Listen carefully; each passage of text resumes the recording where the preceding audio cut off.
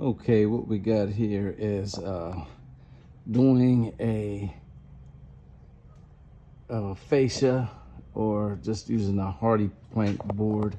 We had some of this previous board rot because of the storm damage we had, and I just wanted to go put it together.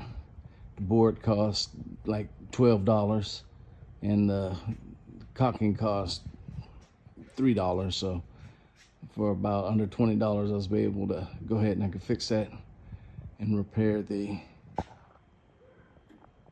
trim of the garage. All I'm gonna have to do is let this dry and give it a paint, clean it up a little bit. Do it yourself.